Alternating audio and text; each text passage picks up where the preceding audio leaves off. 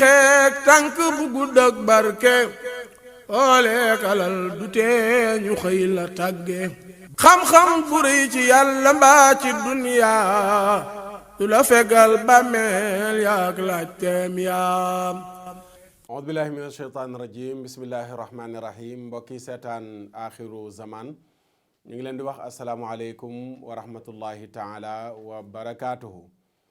nu nu leen ko diggee woon ci émission axiru zaman bi weesu noonu lañ koy defee ak yéen mooy ci 2020 bi du ñu yemati rek ci ñëw ak yéen ci axiru zaman nun rek ñu koy amal mais danañu jëli invité dalal ko waxtaan ak moom ngir mu waxtaan ak askan wi diggoon nañ leen ne sëriñ Babacar Mboup la ñuy dalal waaye yàlla dogal ci waxtu yu mujj yi mu am ngànt waaye ñu dalal kenn koo xam ne ku gis Babacar gis ko ku ko gis Babacar Mboup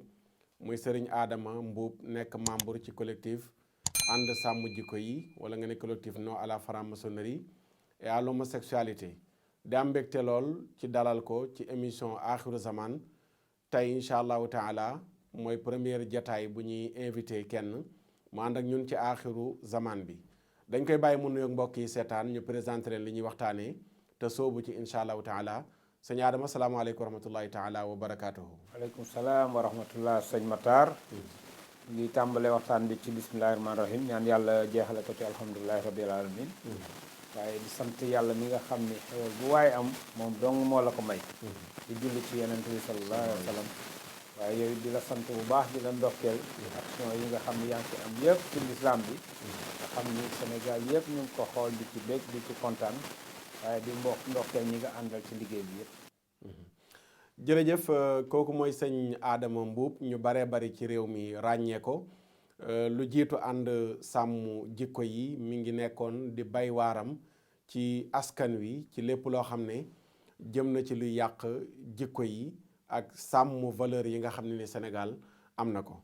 mbokk yi tey li ñuy waxtaanee dafay dellu ci jikko waaye muy mbir mu doy waar sunu réew mi ñu nekk assemblée nationale dafa am lu grave loo xam ne nii ñu ngi ko doon dugal comme loi bëggoon ko jàllale muy li nga xam ne mooy article 319 ñu bëggoon ko modifier nga xam ne article 319 mooy wax ci li jëm ci wàllu ngóor jigéen liñ ci am akas néew ci loi boo xam ne mi ngi koy tere ci réew mi nga xam ne acte contre nature la ci projet de loi bi nga xam ne moom moo doon criminaliser lu jëm ci wàllu viol la ñu bëggoon a profitoo sërëxal lu jëm ci wàllu modifier article boobu noonu le ba nga xam ne daan yi nga xam ne ñu ngi ko bëggoon teg ci mbirum ngóor jigéen dañ koy dindi muy mbir mu doy waar balaa ñoo dugg ci waxtaan week Babacar wala sëñ Adama Mboup dañuy dalal député Mamadou Lamine Diallo demoon nañu këram seeti ko moom mi nga xam ne moo waral mbir yi ba lañ ca bëggoon amu ca ñu déglu mu leeralal nu lan moo bëggoon a xew assemblée nationale ci article 319 bi Omar nga wan ñu député Mamadou Lamine Diallo ak jataay bi ñu am ak moom këram. asalaamaaleykum wa rahmatullahi wa barakaatuhu mbokki seetaan axiru zaman ñoo ngi leen di nuyu bu baax di leen ziyaara ñu ngi toog ak monsieur le député Mamadou Lamine Diallo ñu ngi leen doon junj ci axiru zaman yi passé ne ci 2020 bi danañ dikk ak yéen ci axiru zaman ci yeneeni anam du ñu yamati rek Makhtar Sarr nekk ak yéen ci axiru zaman bi mais danañu am ñenn ñu dalal ci askan wi tey dañuy jël élément bi muy dugg si ci biir sunu gan bi ñu dalal incha allahu taala ci axiru zaman bi waaye li ñuy waxtaanee ci axiru zaman bi dafa concerné député bi nu toogal muy Mamadou Lamine Diallo ndax fan yi bi ñuy dugal loi lu jëm ci wàllu criminaliser viol dañ ci dégg coowal article 319 muy bi wax ci acte contre nature am na ci loo xam ne nag xam nañ ko ci à travers moom mais wolof day wax ne mbonaata xam la ca dégg ba moom ma ca nuur ba ca ban ba moom mi nga xam ne moo ko dund ci assemblée nationale ba ñuy voté loi baat nan la def ba loi bi mujjul jàll bañ ne dindi nañ ci liñ ci bëggoon a dugal dañuy bàyyi mu leeralal ko mbokk yi nga xam ne ñooy seetaan émission axiru zaman monsieur le député salaamaaleykum wa rahmatullahi wa barakaatu. waaleykum salaam sëriñ Mactar maa ngi lay nuyu di la gërëm di la sant. di leen ñaanal yàlla yokk mën-mën bi ak kattan bi ak wér-gu-wérle parce que liggéey bu rafet booy def ci sa émission bi ak fii ci Sénégal lu am solo la teel ñu suñuy jikko yu baax yi leen défendre leen sàmm ak l'islam bi tamit ñu la ciy gërëm di la ndokkale di kontaan lool nag ci invitation bi di nuyu nag ñëpp ñu lay seetaan fii ci Sénégal ak fii ci àddina keroog Assemblée nationale gouvernement bi moo fa andi woon benn projet de loi ne dafay criminaliser viol parce que gis nañ ne viol yi daal bare woon na surtout bu amee fële ci Tambacounda ak soxna suñuy wax Binta Camara alors projet bi moo ñëwee Assemblée nationale mu amoon coow bu ndaw ba finalement gouvernement bi nee na moom projet bu mu yónnee Assemblée nationale boobu du bu baax bi moom suñu ñëwee en commission des lois dinañu ko won effectivement noonu la demee mu ñëw commission des lois andil ñu ay amendement yu bare man sax dama waxoon ne lii mënuñu ko examiner il faut ñu xaar tuuti xoolaat ko avant ñuy mën a dugg ci examen loi bi mais nanguñu loolu waa commission des lois bi ne dañuy continuer examiner dossier bu ma ko xoolee nag gis fi lu ma jaaxal mooy article 319 du code pénal buñ ci dugal bëgg ko modifier ministre bi ne daf ko bëgg a modifier ne acte contre nature yi âge boo xam ne dañ lay teg yenn daan yi dañ koy wàññi mu jóge 21 ans dem 18 ans mu mel ni ne daal loolu la ñu bëggoon buruxal ci loo xam ne lu mu concerne mooy criminalisation viol mooy jigéen ñi ak évidemment jigéen ñu ndaw yi ak pédophile alors ma ne gouvernement bi ak député yu fa nekk ma ne ko lii mënta nekk parce que amul benn relation entre viol des femmes ak lii ak acte contre nature mooy yëfu góor jigéen ñu tudd ko ma ne kon nag lu ma jàpp mooy ne en réalité léegi xam naa loo leen nar da ngeen bëgg a wax ne léegi acte góor jigéen yi contre nature su nekkee ay mineur la garaaw la yoon dana dal sa kaw su dul mineur nag nekk ay majeur mën nañ cee gëm loolu laa comprendre loolu moo ngeen fi bëgg a booxal fii tey mu jàll te kenn naru ko woon gis man nag loolu danaa ko fësal non seulement danaa wote contre mais danaa ko wax fu nekk ñi Sénégal yëpp dégg ko bu ma paree ci loolu nag le gouvernement bi décidé ak commission des lois bi présidente bi ñu arrêté discussion yi ni ñoom dañ koy reprendre suspension de séance nañ ko tuddee toog nañu waxtu ak lu topp bu ñu dellu see nee nañu génnee nañu modification article 319 boobu bu ñu demee tamit plénière répété naa ko foofu bu mu wóor ma ne gouvernement ministre bi dana ko wax Sénégal yëpp dégg ko fan nañu toll ci mbir bi moo tax vigilance la laaj parce que jàpp naa ne affaire boobu newoon déjà ci constitution bi ñu du ko doon tuddee respect des droits d'autrui ñu junjoon à l'époque ne loolu le gouvernement bi namm ci respect des droits d'autrui ñu ngi koy feeñal duñ ko def nag brutalement parce que xam nañ ne fii kilifa diine ñu ngi fi nekk église bi sax d'accord ci kon nag dañ koy buruxal jàllale ko ci leen loo xam ne député duñ ko gis duñ ko xam ñu wote ko mu jàll su boobaa ñu ne wote nañ ko ci loi Sénégal la bokk loolu la mbir bi demee sëñ Mactar loo war a jàpp ne Sénégal moo ñu war a yóbbee ba ñu dem ba war a yegg ci ñu bari ñi ngi wax ne dañoo waroon a sax criminaliser lu jëm ci mbirum góor jigéen léegi demuñu ci criminaliser góor jigéen comme ni ñu ko defee ci viol mais ñuy waxu modifier ay articles yoo xam ne dañuy wàññi daan yi wala ñu dindi daan yi nga xam ne moom lañ doon bëgg a teg ci góor jigéen yi loo jàpp ne mooy yóbbu Sénégal ba ñu war a toll foofu. waaw man jàpp naa ne effectivement ñu bare wax nañ ko foofu sax am na député yu ne kii mbirum acte contre nature moo gën a graaw mbirum viol yooyu yëpp de toute façon suñu diine lam ci wax xam nañ ko ànd nañ ci peut-être Sénégal moo ne léegi génn nañ ci ay peine de mort ak yooyu mais nag terewul taxawaay bu ñu ci war a am dañ ci war a taxaw Sénégal nag man jàpp naa ne nee nañu bukki su yabee gaynde ci doxalin bi waaw parce que nag jàpp naa ne yàpp nañu Sénégal loolu ak suñu gouvernement bi ñu nekk fii ci àddina bi di promouvoir LGBT yeeg ak yu ngeen xam yu mel noonu parce que day mel ni dañoo ciblé ne àla kulli àll il faut que Sénégal yëf yi changé fii ñu mën koo jàllale fii ci Sénégal waaw man noonu laa ko gisee noonu laa ko comprendre te loolu ñun ànduñu ci tey ànduñu ci ëllëg. waaw loolu moom dañ ci war a taxaw. fii loolu moom Sénégal norme ñu xeex ko seen xel bàyyi gi génn ci Sénégal suñ koy def ñu def ko feneen fi seen dëkk. mais ñun fii ci Sénégal nañu bàyyi loolu. loolu laa ci moo si sama xam-xam mooy si sama pas-pas. sama parti tamit ànd na ceeg man. d'accord jërëjëf kon mbokk yi nga xam ne yéenay seetaan Axiru Zaman li élément la bu ñu leen jëlee loon ànd ak député Mamadou Lamine Diallo fekkoon ko fii ci këram ànd ak yenn mbokk ci ànd sàmm jikko yi di leen sant di leen gërëm ci seetaan bi wasalaam. mi ngi noonu ñun ñoo ko seetaanandoo Mamadou Lamine Diallo ci li nga xam ne indi na ko comme leeral damay bàyyi rek Adama mu dikk ak ñun ci li nga xam ne dégg na ko Mamadou Lamine Diallo leeral ko nga xam ne nii mbir la moo xam ne mu doy waar la lan moo nekk lu waral Sénégal ñu war a dem ba yegg ci ñuy wax waxu dañoo war a criminaliser mbirum ngóor jigéen mais état Sénégal ak assemblée nationale bi nga xam ne nii dañ ne ñooy ndawu réew mi toogal fi askan wi ñu bëgg a profité ci benn loi sërëxal lu jëm ci wàllu ngóor jigéen pour dépénaliser ko. waaw sëñ Matar boo gisee doxalin bi kuy xool géopolitique gu àddina bi léegi ni mu demee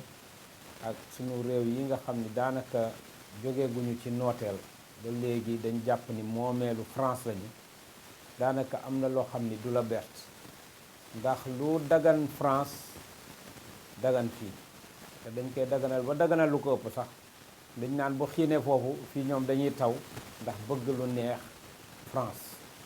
waaye lu xaraam foofu rek ñu commencé di ko tere fii waaye nag dañ koy tere ca dayo bi ko tubaab ya bëggee tey booy seet viol ku violé kay même ñi nga xam ni sax ñu ngi mouvement féministe yi nga xam ne ñu ngi reyante ni ku violé dañ ko war a criminaliser dañ ko war a yóbbu perpétuité waaye doo leen dégg mukk ñoom ak waa nguur gi ñu ni ku violé dañ laa war a rey te pourtant dañ laa war a rey crime la boo xam ni yàq nga avenir u nit ki te viol yi sax day nekk suivi de meurtre ku gis boo Fatoumata Camara ba ak yeneen ak yeneen da ngay gis ni dañ lay violé rey la waaye ñoom loolu yëpp bëgguñu tudd dañ lay rey parce que tubaab yi ñoo bëggatul ko tudd mbirum rey nee nañu rey mu kenn waratu koo tudd ci àddina donc loolu mooy wane ñoom waxuñu ci kaw jox nit ki àqam waxuñu ci kaw jox yàlla li nga xam ni moom la santaane yëpp dañ ko teg fële waxee lan la tubaab yi bëgg ak nan la ko bëggee ba gis nga maa ngi tiit lool ci sunu kii ndax gis nga ñu commencé boo demee Europe di daganal li nga xam ni mooy yàmba waaye léegi nga gis fii ñu commencé di ko théoriser parce que ñoom ni ñu ko théoriser mooy am na ci fo côté boo xam ne da ciy faj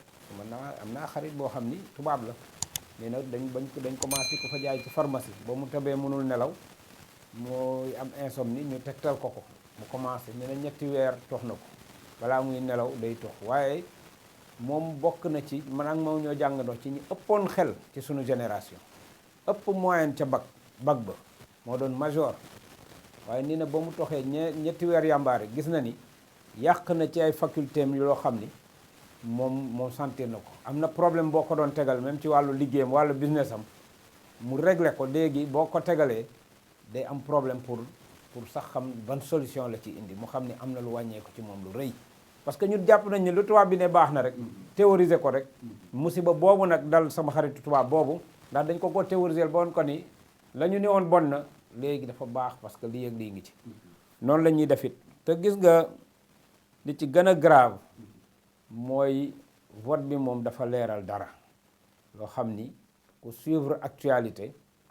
gis nga ko yëg nga ko ci amatul benn laab-laabe mooy sunu autorité yi wegguñu sunu kilifa yi loolu moom kenn du ko werante ci lu mel nan ci lu mel nan mooy matul 1 mois xalif général des Tidianes sëñ Babacar Sy Mansour li muy wax da koo ñor peeru ñor boo xam ni woowu leen mënoon na leen woo ci néeg ñu ñëw mu wax leen ko mënoon na téléphoné Macky Sall mu ñëw mënoon na téléphoné Aly Ngouille waaye dafa xaar ba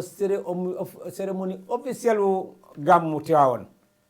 nga xam ni moom naataangoomu kilifa diine yëpp dañoo ñëw ak nawleem yi ñëw wuy si ko bu dee ñoom ni nañu am na baat buñ ko may ci dëkk bi mu teg kilifa mu nawleem yëpp mu wóor ni li muy wax li tax mu wax ko ci kanam nawleem sax mooy nawleem yi ñoo ko yabal daanaka ñoo ko digtal ñëpp la waxaaleel maanaam ñëpp la waxaaleel taalibe yëpp waxaaleel population bi yëpp li nga xam ni majorité écrasante bugguñu ko dañ koo bañ te dañoo bëgg mu dakk mooy laisser-aller bi nga xam ne am na ci wàllu ngóor jigéen mu ni nañ ci wut ay sanctions yu tar dolli ko ci yi nga xam ni tegoon nañ ko ci teewaayu ministre intérieur bu wax ko jël leen ci matuwaay ministre de l'intérieur yónni ko ci président pour ñu jël ci ay matuwaay ñun jàppoon nañ ni problème boobu réglé na tuuti lañ ciy teg 1 mois lañ ciy teg gis président daal di gën a criminaliser góor jigéen ndax comme léegi loi boobu jamonoy Senghor la woon acte contre nature la ñu waxoon yenn saa ñu ni waa acte contre nature la ñu wax mooy booy seeg bàyyi ma booy seeg li am ñu déposer ay loi ni léegi boobu mu nga ca table assemblée léegi nañ wax mu leer góor jigéen lañ wax góor ak góor di sëy jigéen ak jigéen di sëy loolu lañ bëgg ñu ko criminaliser loi boobu mu ngi assemblée depuis 2-3 ans kooku ñun foogoon nañ dañuy tëb rek dégg ni kon njiitu réew mi ak ministre de l'intérieur joxe nañu ndogal loi boobu nañ ko criminaliser ndax ñoom taalibe la ñuy wane ni dañ leen a déggal ci seen waaw la ñuy wëy ci waaw population bi la ñuy wëy te mooy dëgg ñun ñoo leen fi teg ñoom teguñu fi seen bopp buñ ko fàtte waaye ba ñu wëbbati ko teguñu ci weer ñu yëg ni def nañu loi boo xam ni dafa bëggoon jàllale li nga xam ni mooy góor jigéen ñu daganal ko ci Sénégal nga xam ne balaa ñoo xuus ci biir loi boobu bu ñu jàngatee day mel ne jigéen ñi ñoo ëpp baat ci état Sénégal ka xalif généraux yi nga xam ne ñoo nekk Sénégal ndax bu fekkee criminaliser viol association femmes yi ñoom ñoo taxaw bëgg ko pour ñu defal leen ko état bi accepté ko kilifa diine yi bëgg ñu wax ci mbirum góor jigéen ñu mel ne dañuy kokkali sax kilifa diine yi kon day mel ne association femmes yooyu ñu ëpp baat ci réew mi que kilifa diine yi. foofu sax du ndànk ba pare li ma la mën a xamal mooy ñii ñu jiite faalewuñu jigéen ñi faalewuñu kilifa diine yi Europe la ñu faale Occident la ñu faale Occident fi mu ne moo leen di dicté te Occident falu leen ñun ñoo leen fal donc dañ ci wone yabeel bu wér péng ndax loi bi te bul indi boppam assemblée loi bi ni nañu ministre de la justice moo ko fa dugal ah bon ministre de la justice mi nga xam ne nag moo dugal loi bi li mu ci dugal dafa leer parce que bu ñu nee dugal nañ ci article 321 ci Mamadou Lamine Diallo lañ jógee document yëpp mu ngeeg moom article 321 boobu li ñu ko ci dugale mooy dañu ni nañ ko jëlee nañ ko indi 18 ans maanaam voilà waa mbirum góor jigéen article 319 maanaam mbirum góor jigéen ka am moins de mineur rek daal maanaam ki am moins de 18 ans rek moom lañ koy def ñu war koo topp comme viol la rek dégg nga ñu ni ku am moins de 18 ans la ñuy topp ci mbirum góor jigéen jëlee ko ci 28 ans non du woon sax 21 ans moom kay mbir mi mooy képp ku ko def dañ lay condamné 21 ans ak 70 ans yëpp waaye nag ñoom bu ñu ko indee 18 ans loi boobu moo am France kon ça veut dire que daganal nañ góor jigéen même dëkk yi daganal góor jigéen ki am moins de 18 ans boo seqeek moom dañ lay tëj parce que dañ naan mineur nga seqal même bu d'accord rek bu d'accordul yëpp danga ko mooy loi wu Sénégal laay wax fii mooy xale bu jigéen bu mineur même bu dee consentante na maanaam d'accord na ci li ngeen def dañ lay condamné parce que amoo droit di ko détournement de mineur la maanaam léegi dañu bëggoon annuler lépp luy loi wu góor jigéen dañoo bëggoon ci tënk daal dépénaliser góor jigéen Sénégal dépénalisation góor jigéen la détournement de mineur moo fi naroon a des rek nga xam ni ñoom bu ñu leen waxee te Sénégal dañuy tere ngóor jigéen seen maanaam tubaab yi yàlla lañ leen jàpp ay yàlla yu ndaw lañ ñoom ci ñoom ba léegi bu ñu leen waxatee ñu ne non ñun terewuñu góor jigéen de ñun détournement de mineur lañ tere maanaam ku am moins de 18 ans loolu nag seetuñu ci góor jigéen ak jigéen sax boo ko seqee moom moins de 18 ans fekk mineur la loi bi da lay condamné. mais loi bi sërëxal gi ñu ko bëggoon a sërëxal ci biir viol nga xam ne bàyyi nañu ba ut loi boo xam ne ñu bari ñu ngi naan war nañ ko def ci biir loi boobu noonu la ñu dugal ci article 319 bi pour bëggoon ko modifier lu waral xaar ba dara xew rek ñu bëgg cee sërëxalaale dépénalisation boobu noonu. xam nga loolu mooy li ñuy wax dafa am loo xam ni léegi population bi leer na ci ñoom mooy ñii ñaara am wegguñu mu leer nañ wegguñu sunuy kilifa wegguñu sunu diine ou bien dañ leen a xoj te ña leen xoj ñoom fi mu ne faalewuñu yàlla lu naqari yàlla rek ci la ñuy xëy suba ba ay lobby lañu yoo xam ni tey iblis seytaane la ñu signal pacte di ko jaamu jàpp ni lu ñu gën a def lu bon rek iblis boobu ñun ni ñu yaakaare àjjana ak pay yàlla ñoom noonu la ñu yaakaare ci seen mbon googu tasaare ko nii iblis dina leen fay ndax ñu nañ àddina bi iblis a ko moom donc ñooñu tey jii bu dee ñoo leen xoj y a un problème léegi nag ni ñu koy sërëxale mooy procédure d'urgence loi en procédure d'urgence yooyu président day tëb rek ni lii loi en procédure d'urgence dañ ko war a gaaw voté buñ ko nee dañ koy voté dañ lay jox lu toll ni livre ni la ci ñetti fan na ko député xool te ñu voté ko bu ko defee député yu bëri même que ci gën a xarañ doo mën a nag ligne bu ne ligne par ligne nga xool foog mu am ligne bu la ci rëcc foofu nag la ñuy jaar cabaxal yi nga xam ne moom la ñu kii mais nag te foofu li ñu Mamadou Lamine Diallo leeral mooy bi mu demee ba comme document boobu noonu mu ñaanoon assemblée pour ñu bàyyi ba 3 jours pour ñu mën a am jot pour lire li ci nekk yëpp dañu ko lànkal wan ko ne loolu mënul nekk ba dañoo bëggoon ci bis bi ñu def lépp loo xam ne war nañ ko def waaw dañoo bañ bu dul woon ñoom tey moom Mamadou Lamine Diallo ak Cheikh Mbacké Bara Dolly liñ leen ni boo leen ko jàllalee dinañ ko siiwal ba population bi yëpp xam ko dañ koy jàllale ndax bëri na loi yi ñuy jàllale ñoom jàllale population bi du ko yëg bu ko dee loi bu mel noonu bu ñu ko jàllalee duñ ko appliqué gu mais dina leen permettre yàlla tubaab yi bu ñu taxawee di leen wax ñu ne leen ah non ñu loolu dañ na xool leen voté nañ fa lii ndax def nañ ko fi ci code de la presse bi jamono yee lu mel noonu dañ ko jàllale en catimini li tubaab na en catimini xaar ba député yi bañ leen di waaj a remplacer te législative élection législative yi fekk ñépp nekk campagne ci àll bi di wut baatu député yi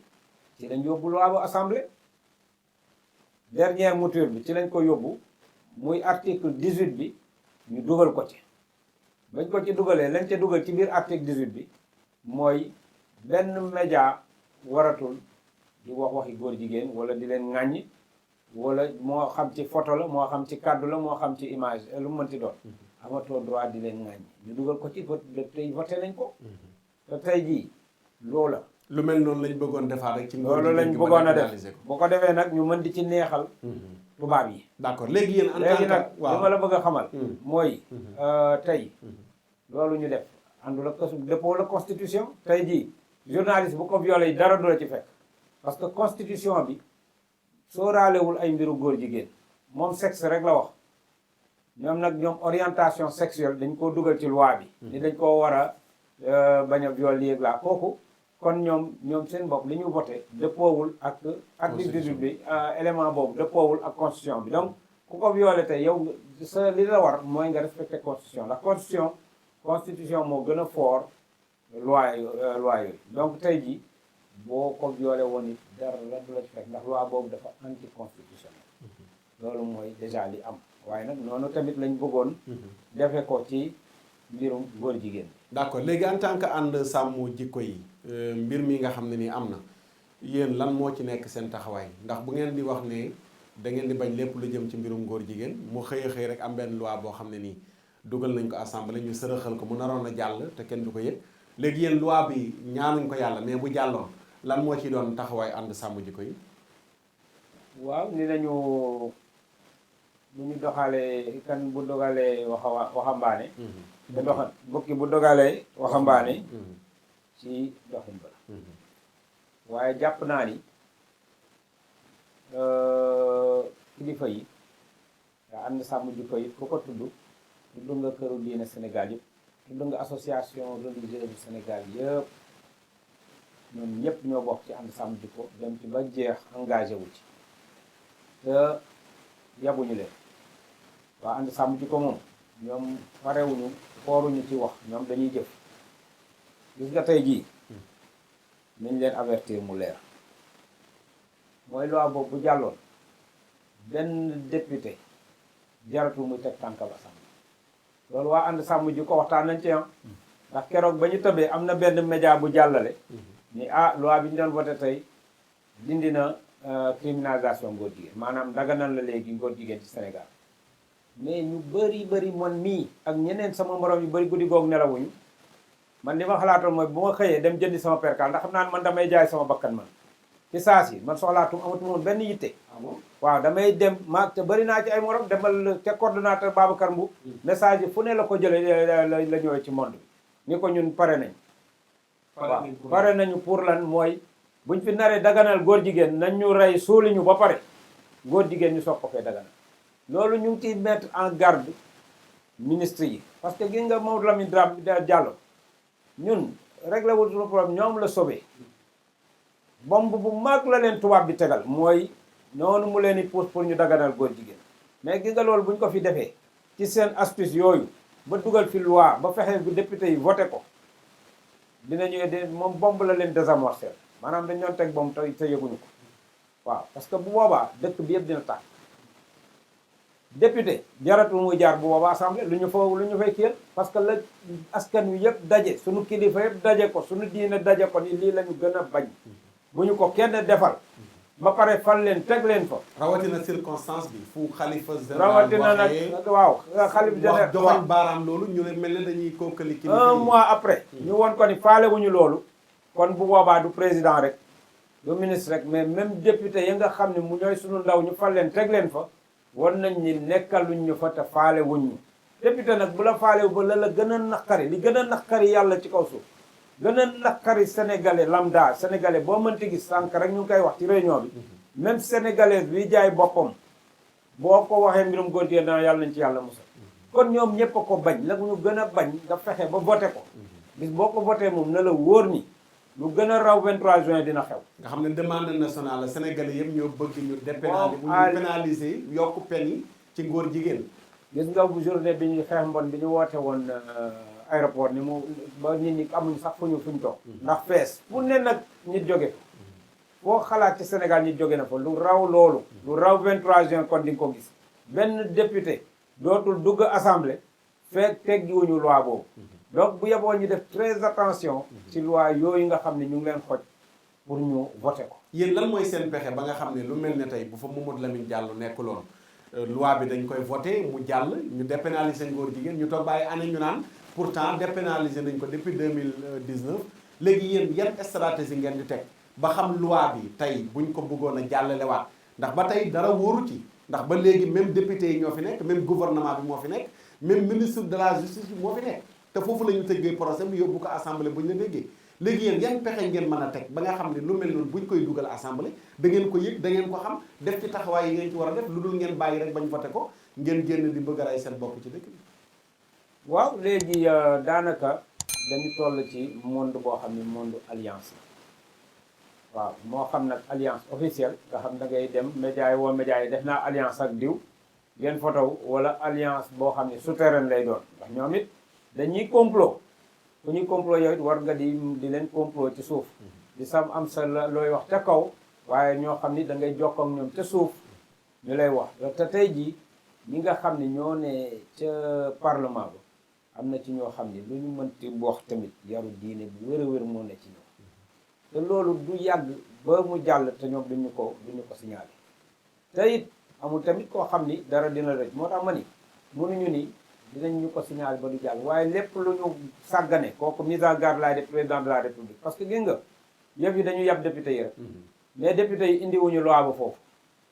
ci président Macky Sall la bàyyi ministre bi indiwul loi ba foofu bu bàyyeekuwul ci moom it ci moom la jaar ba mu validé ko mu soog a ñëw ñu ngi leen di avertir buñ leen xoojee buñ leen xokkatalee wala ñu am ay tàngal yu ñu leen jëkk ca bitim réew ba tax ñu bëgg lu neex tubaab yi ba daganal fi ngóor jigéen nañ xam ni doyatuñ leen dara maa ngi leeral ni ànd sàmm jikko ku ne xam na ni ils sont apolitiques la preuve même manifestation yu bëri yi nga xam dafa am tendance politique doo leen ci gis waaye nag bu boobaa la ñu am engagement boo xam ni ñooñu doon politique ca opposition sax amuñu engagement bu radicale ndax tamit il faut ñu leeral dara gis nga radicalisation am na loo xam ni dañ lay théoriser ba nga radicalisé wu waaye am na loo xam ni dañ lay tooñ di jalgati say àq ba nga radicalisé wu donc ñu ngi ñaan président Macky Sall moom ministre yi mu àndal ñoom ñi nga xam ne ñu ngi naan nañu xeex radicalisation xeex radicalisation bokk na ci nga respecté dundu nit ñi respecté seen àq parce que tey jii ak seen gëm-gëm parce que am na loo xam ne tey boo demoon France forcé ko fa léegi dañ fay takk soxna yu bëri par force dama ko fay takk même jour bi dañ lay njoñ ñi ginaar yóbbu la ci kaso bi dugal la premier vol ñu dugal te bu léegi sa ñaari loxo yëpp dañ koy yeew ba bëgg a yegg si Dakar doo laa suuf kon nag tey ji ñoom fulla boobu ñu am ci bañ loo xam ni seen gëm-gëm buggu ko ñun doo foofu tamit lañ teg suñu bakkan d'accord du ñu jeexal te ñëwuñu ci kaw Gambie gis nañ tamit ne Union européenne mi ngi def xupp jëmee ko ci Barrow pour lu jëm ci wàllum ngóor jigéen loolu tamit lan nga ci wax mu lu yóbbaale suñu gouvernement africain yi nga xam ne léeg-léeg yu bari yi ñu jot bitim réew lay jógee te tey ñu ci bari ci ñoom ñi ngi dépénaliser ngóor jigéen di ñu xupp ne buñ ko deful ndimbal yi ñu leen doon jox danañ ko arrêté. waaw déjà ñun balaa ñuy dinañ ñëw ci Gambie kaw Gambie sax mais nañu gën a xuus ci fii mooy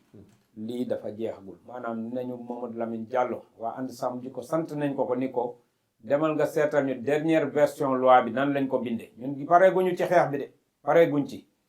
dernière version loi bi nan lañ ko tëggee ñu xool ndax réellement mujj woon ci dindi nañ ko ci wala déet ndax ñoom seen revendication la moo ko sëñ Bara Dolly waaye revendication populaire la Sénégal yëpp ñoo bokk ci revendication d'accord ku ne xam nañ léegi ci nguur gi la ñuy jaar wala ci artistes yi wala yu mel noonu pour dugal góor jigéen kon dinañ ci vigilant waaye tamit lii di genre ñu def ci attention li nga avant dañ la daan violence faite aux femmes xam nga loolu doo ko nangu duma ko nangu dañ ciy jóg di ci xeex te ku ñu ci wooy dañ la ci jàppale waaye léegi dañ la naan signer fii violence basée sur le genre ni yow da nga ko contre boo ko def boo ko signé xamoo ni genre dafa ëmb jigéen waaye dafa ëmbaale tamit góor jigéen bu ko defee boo signé violence basée sur le genre ni d'accord ci bis bu ñuy dóor góor jigéen boo ci kii ni waaw dañ ko war a toroxal dañ ko war a ndax l'islam li la wax ñu ne la mais yow yaa signé woon violence basée sur le genre te dafa ëmb góor jigéen donc foog ñu def très très attention. te genre boobu noonu Macky Sall dugal na ko ci biir permis sénégalais yi kenn ku nekk léegi amatul sexe mais genre moo ci nekk. waaw luy différence bi différence dafa am tubaab lu mu la defal rek dafa am différence sinon sexe lañ la wax nga ni femme wala homme mais bu dee sexe góor jigéen amu fa place bu ñu la nee sexe la nga war a femme wala homme ñaari sexe yooyu ñu am waaye bu ñu ko yaatalee ni genre mën nga bind homosexuel bisexuel transsexuel lu la neex mën nga ko bind moo tax ñu yaatal mbir moomu genre boobu dafa yaatal pour góor jigéen mën a dugg donc lu ñu lay signaloo ba ni la lii genre la bañal te xam ni dañ koy dugalaale mbirum góor jigéen. d'accord xam naa sëñ Adama suñu jotaay mbirum Gambie. d'accord waaw mbirum Gambie mais xam naa moom ngay boolewaale ak sa message ndax ñu ngi may signaler ne suñu waxtu jeex na. waaw moom mbirum Gambie daal ñun ñëpp nañ leen jàppale. ànd sàmm jikko mu fay waaj a dem te ñoom it woo nañ ñu association yoo xam ne yëpp woo nañ ñu pour ñu ñëw wallu leen ndax ñoom tey jii chantage dañ lay tegal naan la boo deful lii duñ la dimbali mais dimbal dëgg ci yàlla lay jóge parce que ñoom ñi ñuy dimbali ñëpp gisuñu lu ñu rawee lu ñu rawee Arabie Saoudite lu ñu rawee Oman lu ñu rawee Brunei ñooñu nga xam dañuy bañ góor jigéen lu ñu rawee Iran rawewuñu la ñeewuñu leen kon tey jii buñ la xooxatal ni la dañ lay dimbali ba nga ñoom ci crise lañ ne ñoom seen bopp ci déclin lañ ne sax magum crise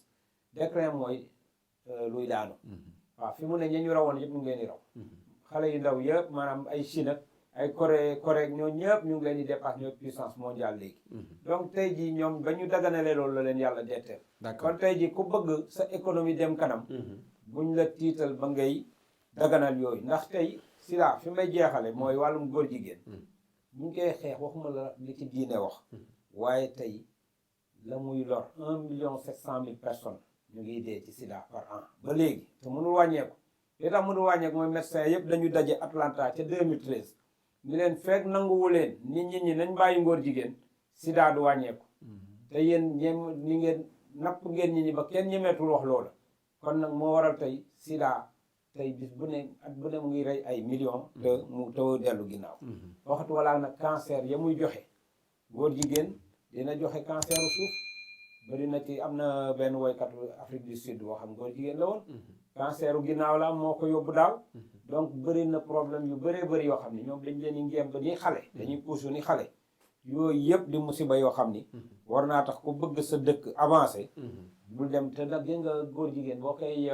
jaamu di seet bànneexam doo ko am mukk parce que gis nga même dëkk yi ko daganal muy France muy Amérique ba tey jii ñu ngi am problème ak góor jigéen yi parce que dañuy tëb ni la léegi d'accord daganal nga ñu léegi nag dañoo bëgg di adopté maanaam di mën a jël kii forcé la ci loi boobu ba nga mujj def ko buñ ci paree ni la léegi ñun dañoo bëgg ñu ñuy ëmbal ko ñu fay jigéen mu ëmb jur waaye moom après bu mu xam fu doomam ne temps yi France ñu bëri delluwaat nañu parce que dañ ko doon defal góor jigéen ñi waaye dañ delluwaat ñee ñu ëmboon nga xam léegi am nañ 20 ans xamuñu seen yaay xamuñu seen baay ñooñu ñoo def manifestation bu mag weer bale passé ni loolu loi boobu na deñ képp koo xam yaa ngi ëmbal nit par force da ngay joxe sa tur xale bi bu màggee mën a ñëw bu bëggee delluwaat ci yow dellu waaye ndax naan ana sa mbàpp ñu won la góor ana sa bayaay ñu won la góor waaye li nga Amérique dañuy dem ci ba armée góor jigéen nañ léegi dañ ci am seen àq mais doo xam ci góor ñi nga leen yóbbu wala ci jigéen bu dee prison doo xam ci góor ñi nga leen yóbbu wala ci jigéen gis nga toilette yi ci boppam dañuy dem ba duñu xam wanag ni ñu daan bindee homme ak femme ni nañ dañ koy dindi ndax ka ne góor jigéen léegi moom góor la woon léegi na jigéen la bëgg day dem dugg ci toilette bi donc tey ji ku leen i topp doo dab seen bànneex bir bu ne ñu ngi lay saaga di la won di nga def doy d'accord waaw dëkk seen biir ñoom góor jigéen yi tey ñu mel ni Dolce & Gabbana xam nga marque yooyu dañuy jaar ci haute couture yu bëree bëri di leen def góor jigéen ñu tasaare mbirum góor jigéen mais ñoom dañu am problème ak li milieu góor jigéen yi te ñoom ñoo leen daan jàppale pourquoi parce que ñoom dañ ni d'accord nañ fépp ak góor jigéen waaye quant à di reyante pour mën a am adopté ay doom ñoom nañu ku opté pour góor jigéen xamal ni mënoo am doom kon nag jarul ngay def forcé pour ñu defal la loi pour nga mën a adopté góor jigéenu àddina bi yëpp ni kon ñii sunuy noonu lañ nañ leen commencé fexe donc ñoom seen bopp dañuy am ay problème yoo xam ni mënuñu ko régler donc yow tey mënoo def seen bànneex en tout cas nit na seet li neex yàlla ñu ngi wax Macky Sall suñu président la bu bëggee yàlla dimbali ko moo ko jëlee de zéro tekkiwul dara ñee xamuñu ko woon def ko président ministre yi yàllaa leen def ministre nañu topp li nga xam ni bëgg nga ñi topp nguur ya topp président ya toppoon góor jigéen di seet lu leen neex yëpp daanu nañ ku weddi laaj François Hollande ba mu dugalee loi boobu fa la jaare chute libre ba moom mandaam premier mandat ba mu jeexee rek dafa ni jarul may présenté waat ku weddi laaj Obama dernier mandaam lay soog a ñemee waxi góor jigéen te boobu da ko wax sax parti républicain ñoo fal seen parti ñoom daanu mooy démocrate yi d'accord dégg nga ak Taubira mi nga xam moo dugaloon loi ngóor jigéen da koo dugal ca France teguñu ci sax 6 mois ndax bëgg lu neex lobby yi ndax nañ ko après dañuy defar sa affaire waaye teguñu ci 6 mois ba muy daanu góor jigéen ñi mënaluñ ko dara Macron mi ba mu ñëwee premier 14 juillet ba fête nationale daa jël palais ba feesal ko ay góor jigéen waaye ci saa si la yàlla génne gilet jaune yi ba tey bu amoon élection day daanu te lobby góor jigéen ñi ko doon xooy man ni boo jàppale la tey ba gilet jaune yi di génn di ko sonal mënuñ ci dara bu élection di am it day daanu te duñ ci mën dara kon dañ leen nax rek dellu leen ci yàlla ngeen gëm ni moo leen fi teg te moo leen di sàmm macha allah waaw message boobu noonu lee sëñ Adama jeexalee daanaka mën nañ ne ci la ñuy jeexalee émission axiru zaman bi muy président Macky Sall ak gouvernement am la mu waxoon Obama ba mu fi ñëwee wan ko ne ko pareeguñu pour dépénaliser mbirum góor jigéen ñi ngi koy wax ne ba léegi pareeguñu googu nga waxoon ci sa làmmiñ population bi yépp dañu àndandoo ne la du ñu mos a pare duñu mos a pare te duñu mos a pare te duñu mos a pare lii nga xam ne nag moo doon bëgg a xew assemblée nationale bu jàlloon réew mi lépp lu ci am ci musiba nañu xam ne député yi nga xam ne tey ñoo nekk ci assemblée beeg gouvernement bi dale ko ca président Macky Sall wàcc ci suuf danañu am njombe goo xam ne histoire dana ko bind te dootul dëñ ci histoire ba mukk ñu ne Sénégal mbonte gi nga xam ne mooy ngóor jigéen gouvernement Macky Sall ak député yi nekkoon assemblée ñoo ko dépénaliser te loolu dara jaru ko ci àdduna ragal leen yàlla bàyyi leen xel seen borom xam ne lu ngeen fi mënta am Senghor a nga ne leen moo leen jiitu woon ca palais ba tey mi ngi ci biir suuf ana ña ca topp ana ña ca topp ana ña ca topp te yéen ñëpp ak ñun ñuy toog di wax ak ñuy seetaan ñun ñëpp ci biir suuf la ñuy mujj te suñu borom kenn ku nekk dana la fay li nga xam ne nii moom nga doon def ci kaw suuf kon ak yabaate ak ñàkk a respecté askan wi ak ñàkk a respecté seen ngëm-ngëm weesuwul ngay jéem a xalaat naan yaa ngi dugal ay loi yuy modifier article 319 loolu yebaate la, xeeb askan bi la, fontoo askan wi la, te loolu noonu le du ñu ko mos a nangu, du ñu ko mos a seetaan. li ñuy woote di ko ñaan mooy ñu criminaliser ngóor jigéen ci Sénégal, waxumaa ñu naan ñu ngi jéem a woyofal daan yi. Criminalisation la ñuy wax, te ci loolu la ñuy liggéey, ci la ñuy dox, ci la ñuy xeex ba keroog muy sotti, waxumaak ñu naan dañ koy jéem a modifier. lii jigéen ñi xeex nii ba am ko ci mbirum viol, insha allahu taala danañ woy di ko xeex ba am ko ci ngóor jigéen, ba ñu xam ne ngóor jigéen fii kekk la nen du fi bonde te muus du fi naanee ñeex. bi ñuy tabax Sénégal waxoon naa ko ne benn mool la góor jigéen participé wul, kon du ñu bàyyi ba tabax ko ba tabax bi yegg ngeen fi am gunu. loolu il faut ñu bàyyi ko xel. lii la ñu indiloon tey di jaajëfalaat député Mamadou Lamine Diallo bu baax a baax a baax, ak député bu mel ne moom am pas-pas bi mu am, waaye di sant di gërëm Adama Mbuub mi nga xam ne teew na fi tey te ñu waroon dalal Serigne Babacar Mbuub, waaye bu Adama ñëwee mel na ne Babacar ñëw na ci turu ànd sàmm jikko yi. lii lañ leen indiloon tey ci seen émission Axiru Zaman, di leen sant di leen gërëm ci seetaan bi, wasalaam. pexeek tànk bu gudd ak barke ooleek alal du tee ñu xëy la tàgge xam-xam bu rëy ci yàlla mbaa ci duniyaa du la fegal bàmmeel yaak laaj teem yaam